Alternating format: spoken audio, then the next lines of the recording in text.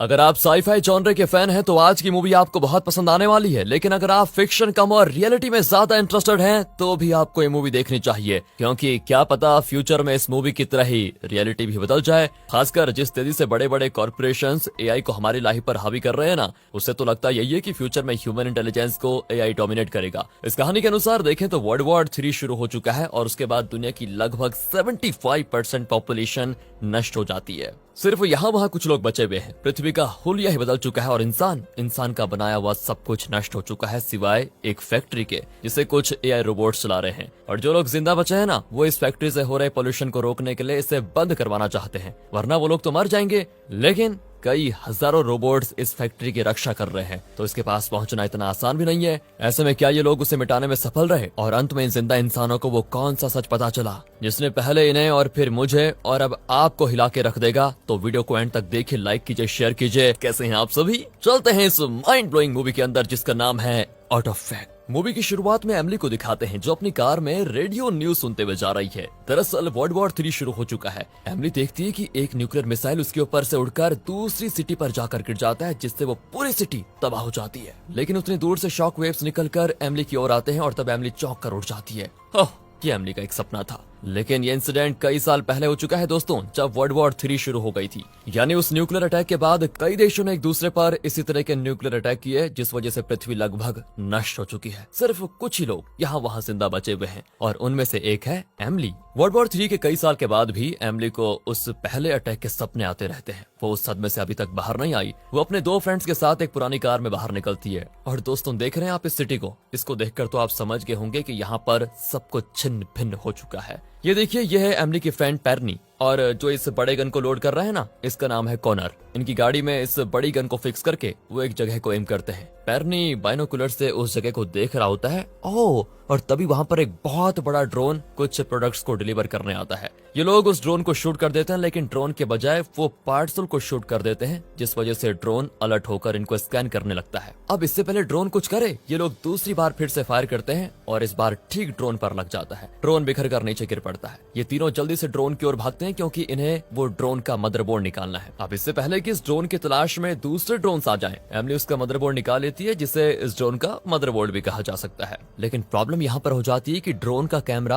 अभी भी इनको देख रहा होता है। एमिली स्माइल करके उसका वायर कट कर देती है और यहाँ बताया जाता है कि ये लोग इस मदरबोर्ड को क्यों निकाल रहे हैं। दरअसल वर्ल्ड वॉर 3 के पहले यहाँ पर एक फैक्ट्री लगाई गई थी जिसका नाम था आर्टिफैक्ट। ये एक ऐसी फैक्ट्री है जहाँ कस्टमर की मर्जी की कोई भी चीज, हाँ सेफ्टी पिन से लेकर टॉयज, कार, गन्स, एरोप्लेन तक सब कुछ बनाया जा सकता है। और ये तिलिस्मती काम करती है एक AI technology. Actually customer online पर आर्टिफैक्ट से एक प्रोडक्ट को ऑर्डर करता है और आर्टिफैक्ट के रोबोट्स उस प्रोडक्ट को बनाकर ड्रोन के जरिए उनके पास डिलीवर कर देते हैं। सब बहुत भला चंगा चल रहा था, लेकिन फिर हुआ वर्ल्ड वॉर 3, जिसके बाद दुनिया का ये हाल हुआ जहाँ पर बचे हुए लोगों का जिंदा रहना बहुत मुश्किल हो गया। और जब खाने को कुछ नहीं है तो वो प्रोडक्ट्स का करेंगे क्या, क्यों करेंगे ऑर्डर? लेकिन फिर भी एआई से चलने वाली आर्टिफैक्ट फैक्ट्री है कि चलती जा रही है। वो लगातार कुछ न कुछ प्रोडक्ट्स बनाती रहती है और उसे अलग अलग जगहों पर डिलीवर भी करती है। लेकिन इन लोगों की समझ में नहीं आता कि जब लोग जिंदा ही नहीं है तो आर्टिफैक्ट किसके लिए प्रोडक्ट्स को बना रही है और उसे डिलीवर क्यों कर रही है? फिर यही नहीं, इस फैक्ट्री से बहुत ज्यादा पोल्यूशन भी आ रहा होता है। यहाँ एमिली, पेरनी और कॉनर के अलावा कुछ और लोग भी रहते हैं, करीब 100 के आसपास होंगे। अब ये तीनों उन्हें कन्विंस करते हैं कि हमें किसी भी तरह इस फैक्ट्री को उड़ाना होगा ताकि पोल्यूशन कम हो जाए। तो दोस्तों उसके लिए इनको आर्टिफैक्ट के मेन सर्वर को एक्सेस करना होगा और इसीलिए इन्हें आर्टिफैक्ट के ड्रोन का मदरबोर्ड चाहिए। एमिली कोडिंग में बहुत एक्सपर्ट है और वो उस मदरबोर्ड की मदद से आर्टिफैक्ट के सर्वर से कनेक्ट करने के लिए कोडिंग शुरू कर जाती है। आखिर वो सर्वर से कनेक्ट कर भी लेती है। इसी बीच पेरनी एक मैगजीन को पढ़ रहा होता है कि तभी एमिली अचानक उसको छीन लेती है और कहती है कि ये बहुत इंपॉर्टेंट है, इसे क्यों निकाला तुमने? कहकर वो उस मैगजीन को एक जगह छिपा देती है। पेरनी पूछता है कि महज एक मैगजीन के लिए तुम कुछ ज्यादा रिएक्ट नहीं कर रही हो क्या? पर एमिली कहती है कि अरे पूरी दुनिया मिट चुकी है और ऐसे में मैगजीन की ये आखिरी कॉपी है, इसलिए ये मेरे लिए इंपॉर्टेंट है। दरअसल दोस्तों एमिली ने कुछ ही दिन पहले इस मैगजीन को अपने बुक्स के बीच देखा था। उसमें एक आर्टिकल को पढ़ने के बाद एमिली ने उसको एक जगह सेफ रख लिया था। लेकिन मेन टॉपिक पर आओ। अब इन्हें आर्टिफैक्ट के सर्वर का एक्सेस मिल चुका है, लेकिन आर्टिफैक्ट को मिटाने के लिए इन्हें उसके मेन एआई से कम्युनिकेट करना होगा। अब कॉनर कहता है क्यों ना हम कोई प्रोडक्ट ऑर्डर करें, लेकिन ऑर्डर करेंगे तो ड्रोन डिलीवरी करके चला जाएगा। तो एआई सर्वर से कम्युनिकेट कैसे करेंगे? तब पैरनी कहता है कि हाँ, मुझे एक आइडिया आया, हम एआई को मैसेज भेजेंगे कि तुमने प्रोडक्ट्स को जो डिलीवर किया वो पिजल्ट है। पिजल्ट ऐसा कोई शब्द होता ही नहीं है दोस्तों। पैरनी कहता है नहीं होता ना, तो अब ये शब्द देखकर वहाँ के सारे एआई रोबोट्स अपना सर दीवार पर पटकेंगे कि इसका मतलब क्या होता है। फिर वो अपने एक रोबोट को हमारे पास भेजेंगे ये पूछने के लिए कि इसका मतलब क्या होता है, एंड देन फिर हम उससे करेंगे कम्युनिकेट। एमिली को भी ये आइडिया ठीक लगता है और वो मैसेज भेज देती है, लेकिन यहाँ पर प्रोबेबिलिटी ये है कि इस मैसेज को देखने के बाद एआई या तो मैसेज को इग्नोर कर देगा या फिर इसका मतलब क्लियर करने के लिए इनके पास जरूर आएगा एक रोबोट को भेजकर, या फिर लास्ट ऑप्शन ये होगा कि वो इन्हें खत्म करने के लिए किलर रोबोट्स को भेजेगा। कुछ भी हो सकता है दोस्तों, इसलिए इनको सावधान रहना होगा। अब इतने में एआई सर्वर से रिप्लाई भी आ जाता है कि 24 घंटों के अंदर हमारा कस्टमर सपोर्ट रोबोट आपसे मिलने आएगा ताकि आपकी समस्या का समाधान हम ढूंढ पाए। फिर ये बाकी लोगों को इस बारे में बताते हैं तो वो घबराई जाते हैं कि तुम तीनों ने ये क्या कर दिया,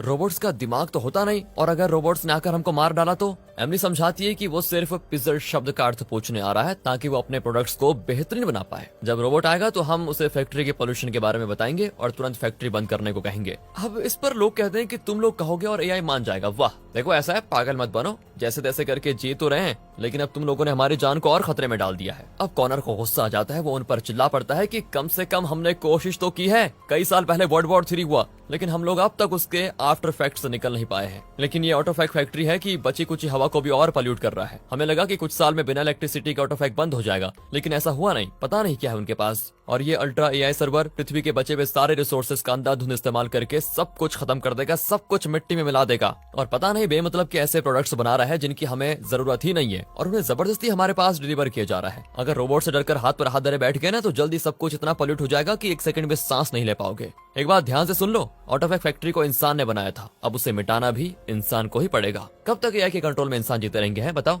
इसलिए उस रोबोट को आने दो, उसके बाद देखा जाएगा क्या होगा। वेल, यहाँ पर इसका भाषण खत्म होता है। तो मीटिंग के बाद एमिली पूछती है अगर उस रोबोट से हमारी बातचीत ठीक नहीं रही तो हमें प्लान भी एग्जीक्यूट करना होगा। हालांकि प्लान भी बहुत ही खतरनाक साबित हो सकता है। उसी रात तेज रोशनी के साथ एक बहुत बड़ा ड्रोन वहाँ पर आता है। कुछ लोग तो डर के मारे गन्स भी लेकर आ जाते हैं। ये ड्रोन एक स्पेसशिप जैसा होता है। ड्रोन की मस्त तरीके से लैंडिंग होती है और अंदर से एक रोबोट आती है जिसका चेहरा बिल्कुल इंसान जैसा होता है। वो धीरे से इनकी ओर आती है और कहती है मेरा नाम एलिस है, हमें एक कंप्लेंट मिला है कि आपको हमारे प्रोडक्ट्स में कोई खामी नजर आई, मैं उसी बारे में जानने के लिए आई हूँ। अब पैरनी और कॉनर उसे अकेले में लेकर जाते हैं। एलिस बताती है कि मैं एक generation 12 human like AI robot हूँ। मैं इसीलिए आई हूँ क्योंकि आपके मैसेज में एक शब्द था पिजर्ड, जिसका हम अर्थ नहीं जानते। उसका मतलब आप बताएंगे क्या? इसके जरिए हम अपनी सर्विस को और भी बेहतर बना पाएंगे। कॉनर और पैनी कहते हैं कि शायद आपने देखा नहीं कि आपकी फैक्ट्री रोज जो प्रोडक्ट्स डिलीवर करती है उन्हें यहाँ पर कोई नहीं उठाता, फिर भी आप लगातार डिलीवर कर रहे हैं, क्यों? इस पर एलिस कहती है कोई उठाए या ना उठाए, हमारा काम है प्रोडक्ट्स को डिलीवर करना। शायद तुम समझी नहीं एलिस, ऑटो इफेक्ट से पृथ्वी पर बहुत ज्यादा पोल्यूशन हो रहा है, ऐसे में तो हम लोग जल्द ही मर जाएंगे। एलिस कहती है फैक्ट्री होगी तो पोल्यूशन भी होगा, ये तो आप लोग भी जानते होंगे। ये फैक्ट्री इंसानों ने तो लगाई है। पैरनी कहता है हाँ लगाई थी, लेकिन अब हमें ऑटो इफेक्ट की जरूरत नहीं है, इसलिए तुरंत उसे शट डाउन कर दो। नहीं, ये फैक्ट्री बंद नहीं हो सकती, वो चलती रहेगी चाहे आपको उसकी जरूरत हो या फिर नहीं हो। आपको जो चीज चाहिए हम उसे आपको बना कर दे देंगे, आप बस उन चीजों की डिलीवरी लीजिए और हैप्पी एंड फ्री रहिए। अब ये लोग कहते हैं कि फ्रीडम का मतलब शायद तुम नहीं जानती। हमने कई बार इस जगह से बाहर जाने की कोशिश की है, लेकिन यहाँ से थोड़ी दूर पर ऑटो इफेक्ट के रोबोट्स हमको रोक देते हैं और हमें आगे नहीं जाने देते। हाँ, ये बात ठीक है क्योंकि इस इलाके के चारों ओर की जगह हमारी फैक्ट्री को बिलोंग करती है। अच्छा, चारों तरफ तुम्हारी फैक्ट्री की जगह है तो फिर हम बाहर कैसे निकले? बहस मत करो और तुरंत ऑटो इफेक्ट को बंद कर दो। लेकिन एलिस अपनी बात पर अड़ी रहती है। अब एमिली समझ जाती है कि बातचीत से तो कुछ होने वाला नहीं है, इसलिए वो प्लान भी शुरू करती है और एलिस की गर्दन पर शॉक लगाकर उसे कर देती है डिसेबल। तो प्लान भी यह है दोस्तों कि एलिस को एमिली के सिस्टम से कनेक्ट करके इसे रीप्रोग्राम करेंगे जिससे कि एलिस इनके कंट्रोल में आ जाए। फिर इसकी मदद से ये लोग ऑटो इफेक्ट के अंदर जाकर कुछ पावरफुल बॉम्ब को फिक्स करेंगे और फैक्ट्री को उड़ा देंगे। लेकिन बाकी लोगों को इनका ये तरीका पसंद नहीं आता। वो इनको डांटने लग जाते हैं कि इस रोबोट पर अटैक करके तुमने ठीक नहीं किया, पूरी सेना आएगी हमें मारने के लिए। कॉनर कहता है कि अगर इसे छोड़ दिया ना तब भी अपने साथियों को यहाँ पर जरूर लेकर आएगी। ऑटो इफेक्ट को चलाने वाले एआई रोबोट नॉर्मल रोबोट्स की तरह नहीं है, ये बहुत ही इंटेलिजेंट रोबोट्स हैं। ये जानते हैं कि वर्ल्ड वॉर 3 के बाद सिर्फ कुछ इंसान बचे हुए हैं। हम पर अपना कंट्रोल बनाए रखने के लिए ये एआई रोबोट्स हमें यहाँ से बाहर नहीं निकलने दे रहे हैं और कैसे भी करके ऑटो इफेक्ट को अब डिस्ट्रॉय करना ही होगा। फिर काफी समझाने के बाद बाकी लोग भी इनकी बात मान जाते हैं। एमिली एलिस की कोडिंग देखती है और उसे फिर से एक्टिवेट करती है। एलिस जाग जाती है और अपना सर पटकने लगती है क्योंकि शॉक लगने की वजह से उसके सर्किट में कोई प्रॉब्लम हो गई थी। एमिली भी तुरंत एक कटर से उसके सर पे कट करके उसे ठीक करने लग जाती है। तभी उसे उस न्यूक्लियर अटैक का इल्यूजन फिर एक बार आ जाता है और अगले इल्यूजन में एमिली बाथरूम में टूटे हुए आने को देख रही होती है। फिर वो एक शेविंग ब्लेड निकालती है। यहाँ इल्यूजन कट और रियलिटी में एमिली कहती है इसकी कोडिंग तो बहुत ही कॉम्प्लिकेटेड है। नॉर्मली रोबोट्स की कोडिंग ऐसी होती है कि किसी सवाल का किसी तरह जवाब देना, लेकिन यहाँ पर ऐसा कुछ भी है नहीं।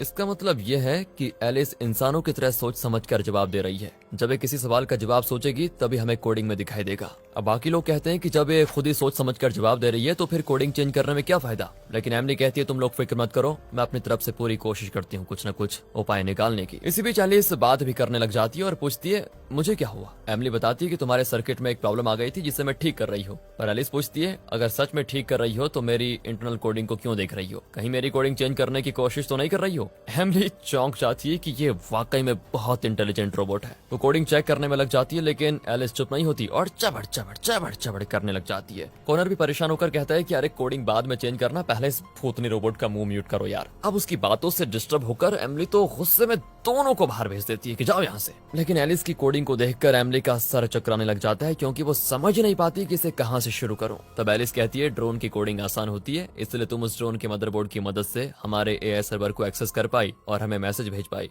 एमिली कहती है दैट्स ग्रेट, लेकिन अगर तुम्हें पता है कि हमने तुम्हारे ड्रोन को डिस्ट्रॉय करके तुम्हारे सर्वर को एक्सेस किया तो तुमने किलर रोबोट्स भेजकर हमें मार क्यों नहीं दिया, हमसे बातचीत करने क्यों आ गई। एलिस कहती है कि हमें लगा हमारी सर्विस में कोई कमी है, लेकिन यहाँ कर ही मुझे पता चला कि आप लोग हमारी सर्विस को ही खत्म कर देना चाहते हैं। अब ये सुनकर एमिली को यकीन हो जाता है कि ये रोबोट की तरह कम और इंसान की तरह ज्यादा सोचती है। बहुत डेंजरस है यार ये आए तो। एलिस कहती है कि तुम्हें मेरी कोडिंग को समझने में 1 साल लग जाएगा, लेकिन थोड़ी देर में ऑटोफैक्ट से और भी कई रोबोट्स मेरी तलाश में यहाँ पर आ जाएंगे। ये सुनकर एमिली को एक आइडिया आता है और वो उस ड्रोन के मदरबोर्ड को उठा लाती है और एलिस से कहती है कि ड्रोन की कोडिंग को मैं बखूबी जानती हूँ, इसलिए मैं तुम्हारी कोडिंग को पूरी तरह मिटाकर उसमें ड्रोन की कोडिंग को इंस्टॉल कर दूंगी, फिर मैं उसे बड़ी आसानी से चेंज कर पाऊंगी। अगर मैंने ऐसा कर दिया तो एलिस नाम की पर्सनैलिटी तुम्हारे अंदर से जा चुकी होगी। अब पर्सनैलिटी खोने की बात को सुनकर एआई रोबोट एलिस थोड़ा घबरा जाती है और पूछती है तुम मुझसे चाहती क्या हो। तो एमिली कहती है मैं चाहती हूँ कि तुम मुझे और मेरे साथियों को ऑटोफैक्ट के अंदर लेकर जाओ, और फिर कोई रास्ता न पाकर एलिस को मानना ही पड़ जाता है। एमिली अब उसकी कोडिंग को चेंज करने वाली होती है, लेकिन वो उस प्रोग्राम को समझ नहीं पा रही थी, इसलिए वो एलिस को धमकाने पर उतर आई और उससे अपनी बात मनवा ली। ये भी बढ़िया तरीका था, लेकिन एमिली अपने साथियों के सामने अपने आप को हीरो साबित करने के लिए बोल देती है कि हाँ मैंने उसकी कोडिंग चेंज कर दी और अब वो हमें फैक्ट्री ले जाने के लिए मान गई है। वैसे रियलिटी में वो इसलिए सच नहीं बताना चाहती थी क्योंकि अगर उन लोगों को पता चल जाए तो वो घबरा जाएंगे कि एलिस इनके कंट्रोल में है नहीं। फिर एमिली की बात को सच मानकर पेरनी और कॉनर को तसल्ली हो जाती है कि अब इन्हें एलिस से कोई खतरा नहीं है। इतने में एलिस बाहर आकर कॉनर और पेरनी से कहती है फैक्ट्री जाने के लिए तैयार हो ना तुम दोनों। और ये सुनकर कॉनर को जरा शक होता है कि ये वही रोबोट है क्या या फिर एक्टिंग कर रही है। अब बॉम्ब्स वगैरह लेकर तीनों एलिस के साथ उसके ड्रोन में चढ़ जाते हैं और फैक्ट्री की ओर निकलते हैं। ये लोग पहली बार अपने जगह से बाहर निकल जाते हैं क्योंकि ये ऑटोफैक्ट का ड्रोन है, इसलिए रोबोटिक गन्स इन पर फायर नहीं करते। एलिस ड्रोन चला रही होती है और तभी ये लोग डिस्कस करने लग जाते हैं कि ऑटोफैक्ट के अंडरग्राउंड में कुछ लेवल्स हैं, तीनों अलग अलग लेवल पर उतर जाएंगे और एक ही टाइम पर बॉम्ब को एक्टिवेट करेंगे। इससे फैक्ट्री का कोर पूरी तरह से नष्ट हो जाएगा। एमिली उनको एक गैजेट देती है और कहती है इस गैजेट की मदद से हम अलग अलग लेवल्स के दरवाजे को खोल पाएंगे। अगर ये काम न करे तो बैटरी निकालकर 5 सेकंड बाद दोबारा डालकर उसको चालू करना तो खुल जाएगा। उसके पास 2 गैजेट्स होते हैं और वो पेरनी और कॉनर को एक एक दे देती है। अब ये पूछते हैं लेकिन तुम अंदर जाओगी कैसे। एमिली कहती है मैं एलिस को साथ लेकर जाऊंगी, वो दरवाजा खोल देगी। लेकिन कॉनर को अब भी एलिस पर शक होता है और वो उसके पास जाकर कहता है कि अगर एमिली को कुछ हुआ तो मैं तुम्हें नहीं छोड़ूंगा, समझी। एलिस कहती है कि अगर मैं तुम लोगों को मारना चाहती तो इस ड्रोन को किसी पहाड़ पर क्रैश करवा सकती थी, समझे, मुझ पर विश्वास करो। आखिर ये लोग ऑटोफैक्ट की बड़ी बिल्डिंग के पास पहुंच जाते हैं। फैक्ट्री के चारों तरफ हजारों ड्रोन उड़ रहे होते हैं जो ऑटोफैक्ट में बने प्रोडक्ट्स को डिलीवर कर रहे हैं। फैक्ट्री से इतना ज्यादा धुआं निकलता है कि पृथ्वी का एटमॉस्फेयर बहुत ज्यादा पॉल्यूट हो गया है। अब एलिस ड्रोन को ऑटोफैक्ट के बेसमेंट पर लैंड करती है और लिफ्ट के जरिए चारों अंडरग्राउंड में जा रहे होते हैं। एमिली पेनी और कॉनर को वॉचेस देती है जिसमें वो टाइमर सेट कर सकते हैं। बॉम्ब सेट करने पर इनको टाइमर ऑन करना होगा और कुछ ही मिनटों में इनको सेफ जगह पर जाना भी होगा ताकि फैक्ट्री के ब्लास्ट में ये लोग फंस न जाए। अंडरग्राउंड के पहले फ्लोर पर पेरनी उतर जाता है जहां उसको एक पाइपलाइन को फॉलो करके कोर तक पहुंचना है, वहीं पर उसे बॉम्ब को सेट करना होगा। फिर ये लोग और नीचे जाते हैं और दूसरे लेवल पर कॉनर उतर जाता है। वो एमिली को गन देकर कहता है कि अगर इस रोबोट ने तुम्हें कुछ करने की कोशिश की तो उसे उड़ा देना। एमिली कहती है कि मेरे पास ये देखो ना, ये लोहे का रॉड है, अगर उसने कुछ किया तो उसका सर फोड़ दूंगी। तुम फिक्र मत करो। कोनर के उतरने के बाद एमिली और एलिस और नीचे जाती हैं तो पहले लेवल पर पैरनी को दिखाते हैं जो उस बड़े पाइपलाइन को फॉलो करके आगे बढ़ रहा होता है, लेकिन उसे लगता है कि कोई उसे फॉलो कर रहा है। और दोस्तों तब हमें पता चलता है कि एक रोबोट उसके पीछे है जो इनविजिबल बन सकता है। पैरनी भी घबराकर भागता है और कोर के दरवाजे के पास पहुंच जाता है,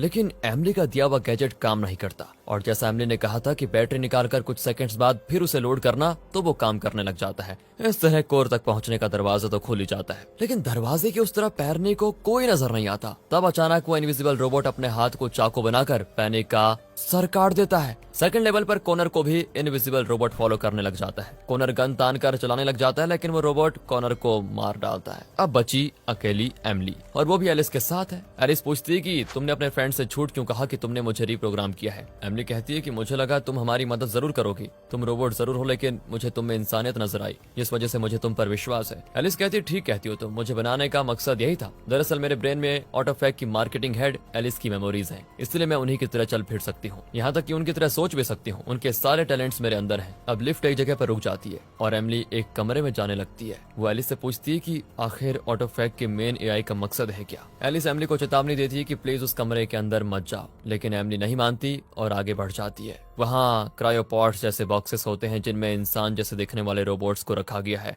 एक बॉक्स के शीशे के अंदर वो झांकती है तो बिल्कुल चौंक जाती है। लोहे के रॉड से वो ग्लास को तोड़ती है तो अंदर एलिस की तरह एक और रोबोट होती है एआई, लेकिन उसका चेहरा एमिली के फेस से मैच कर जाता है। वो घबराती हुई सीधे कॉनर के पास पहुंचती है और चिल्लाती है कि ये लोग जिंदा बचे इंसानों को मारकर उनकी तरह रोबोट्स बनाने में लगे हुए हैं। मेरी जैसी भी एक रोबोट है वहाँ पर। कॉनर मर चुका है, लेकिन उसके शरीर में खून के बजाय वायर्स और सर्किट्स होते हैं। और यहाँ रिवील होता है कि कॉनर इंसान है ही नहीं, रोबोट था। एमिली चौंक कर खड़ी रहती है और तब एलिस उसकी गर्दन पर शॉक लगाकर उसे गिरा देती है। जब उसे होश आता है तो उसका सर बड़ा अजीब दिखता है जिस पर वायर्स कनेक्ट होते हैं। वो डर कर पूछती है ये मेरे साथ क्या हो रहा है। और दोस्तों अब एलिस वो खतरनाक सच रिवील करती है। वर्ल्ड वॉर 3 के बाद जब इंसानियत लगभग खत्म हो चुकी थी तो कुछ लोग जिंदा बच गए, यही सोच रहे थे ना तुम और तुम्हारे साथी। लेकिन सच तो यह है कि वर्ल्ड वॉर 3 के अंत में एक भी इंसान जिंदा नहीं बचा, सब मारे गए। मैं और मेरे साथी रोबोट्स जो ऑटोफैक फैक्ट्री में काम करते थे, हम धरती पर एकदम अकेले पड़ गए।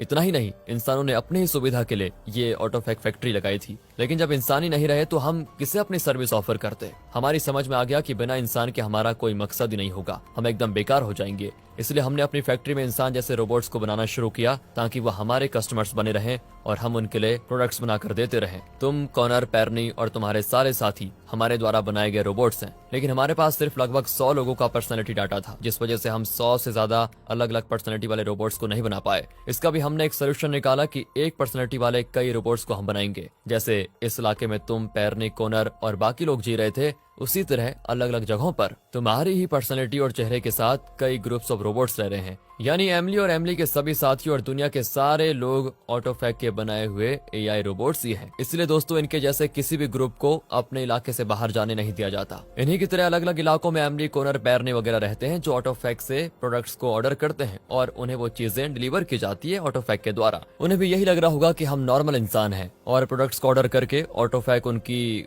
हेल्प कर रहा है, मतलब एक तरफ से। लेकिन जब ऑटोफैक के मेन एआई को पता चला कि इस इलाके के लोग यानी एमिली और उसके साथी जिनके बारे में ये पूरी कहानी है, उसने ऑटोफैक के डिलीवर किए हुए प्रोडक्ट्स को छुआ तक नहीं, और जहां पर ड्रोन डिलीवर करता था वहां पार्सल पड़े रहते थे ऐसे ही। तो ऑटोफैक को लगा कि इस ग्रुप में कुछ न कुछ गड़बड़ी जरूर है, और इसी बारे में जानने के लिए ऑटोफैक ने एलिस को यहाँ पर भेजा। जब कंट्रोल की बात आती है तो इंसान ही नहीं, एआई रोबोट्स भी बगावत पसंद नहीं करते। खैर, इस ग्रुप को रास्ते पर लाने के लिए ही एलिस यहाँ पर आई थी, ना कि अपनी सर्विस को बेहतर बनाने के लिए। यहाँ कर उसे पता चला कि एमिली जो खुद एक एआई रोबोट है, उसकी कोडिंग में कोई प्रॉब्लम है, जिसकी वजह से वो दूसरों से बिल्कुल अलग बिहेव कर रही है और अपने साथियों को भी ऑटोफैक के खिलाफ भड़का रही है। इसलिए एलिस प्लान करके इन तीनों को ऑटोफैक ले आई। वो एमिली से कहती है कि तुम्हारी तरह इस दुनिया में हजारों एमिलीज हैं, लेकिन कोई यहाँ तक नहीं पहुँच पाया। अगर तुम्हें लगता है कि ये तुम्हारी खासियत है तो तुम गलत सोच रही हो। असल में तुम्हारी कोडिंग में एरर है जिसकी वजह से तुम दूसरों से अलग सोचती हो। मैं उसे ठीक कर रही हूँ, फिर तुम दूसरी एमिलीज की तरह बिल्कुल नॉर्मल एआई रोबोट्स की तरह रहोगी।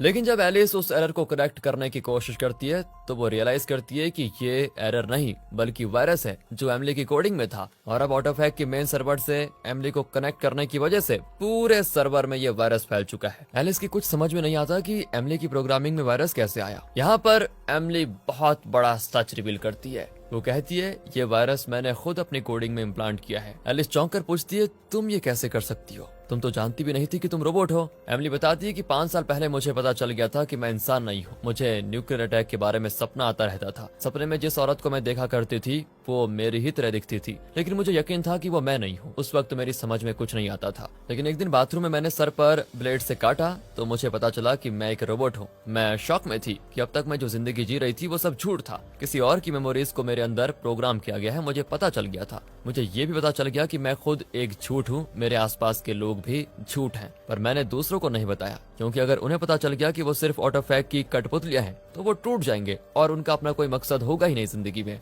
इसलिए मैं चुप रही। फिर एक दिन अपनी बुक्स के बीच मैंने एक मैगजीन देखी जिसमें मेरी फोटो थी और लिखा था इस औरत ने ऑटोफैक को बनाया था और उसकी मेमोरी और पर्सनैलिटी से ही मुझे डिजाइन किया गया था। मतलब मुझमें वो सारी काबिलियत थी जो ऑटोफैक की ओनर एमिली में थी। तब मैंने डिसाइड किया कि अगर मैं इस फैक्ट्री को बना सकती थी तो इसे मिटा भी सकती हूँ। हम रोबोट्स हैं लेकिन फिर भी हम खुद को इंसान मानते हैं और इंसान की तरह फ्रीडम चाहते हैं। इसलिए मैंने खुद को और अपने साथियों को ऑटोफैक को मिटाने के लिए कन्विंस किया। मुझे पता था कि मेरी हर कोशिश को रोबोट्स कामयाब नहीं होने देंगे, इसलिए मैंने अपने कोड में एक वायरस प्रोग्राम को इम्प्लांट किया। मैं जानती थी कि तुम मुझे अपने मेन एआई सर्वर से कनेक्ट करोगी और तब ये वायरस सर्वर में फैलकर पूरी फैक्ट्री को नष्ट कर देगा। ना बचेगी फैक्ट्री और ना बचेंगे इसके वर्कर रोबोट्स और डिलीवरी ड्रोन्स भी। और दोस्तों जैसा एमिली ने प्लान किया था, ऑटोफैक और उसके सारे ड्रोन्स और रोबोट्स काम करना बंद कर देते हैं। लेकिन एमिली और एलिस जैसे कुछ रोबोट्स बंद नहीं होते क्योंकि वो इंसान की तरह सोच समझने वाले, काम करने वाले generation 12 human like air robots हैं। और इस तरह ऑटोफैक की एक्टिविटीज को पूरी तरह नष्ट करने के बाद एमिली वापस अपने लोगों के बीच यानी एआई रोबोट्स के बीच एक नॉर्मल ह्यूमन जैसी लाइफ जीने की कोशिश करती है। और इसी के साथ ये मूवी यहाँ पर खत्म होती है।